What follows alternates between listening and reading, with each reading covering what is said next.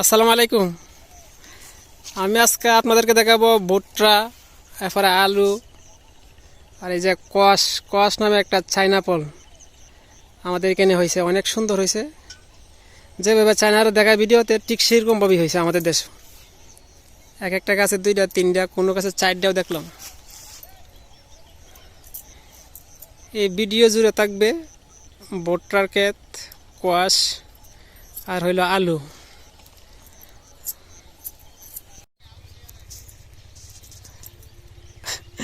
ওই বেড়া জিজ্ঞেস পারেন কি আলু নেওয়ার আইসিন নাকি? আলু ক্ষেতের পাশে হইলে গিয়ে ভুট্টা ক্ষেত। ভুট্টা ক্ষেতই ওনাটা মূল উদ্দেশ্য, ভুট্টাই দিছে, কিন্তু পাশে একটু আলু দিয়ে রাখলো আর কি।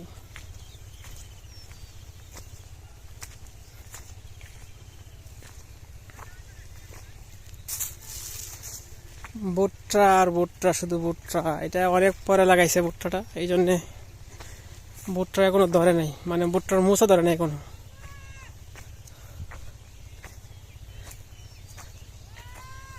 অনেক জমি, অনেক বড় বড় জমি। আমার যদি ড্রোন ক্যামেরা থাকতো, ড্রোন করে দেখাতে পারতাম। জমি তো দেখা যায় না, এভাবে দেখা যায় না তো। ড্রোন করে দেখাইলে পুরা হাওয়ারটা বা পুরা জমিটা দেখানো যেত।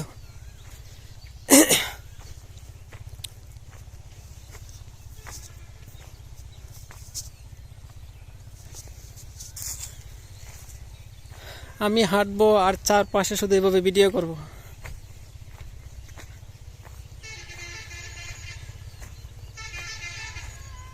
এখানে ভুট্টা, এখানে ছিল আলু। এই যে আলু উঠাইয়া ঠেক দিয়ে রেখে গেছে, মানে খামাল করে রেখে দিছে এখানে।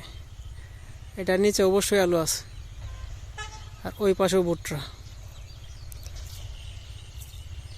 অনেক ভুট্টা জমি এই এলাকাটাতে। ভুট্টা এবং যে হল্যান্ডের যে আলু, এইগুলার ফলনই বেশি। আবার মাঝে মধ্যে সরিষা ফসলটা কম মাঝে মধ্যে থাকে।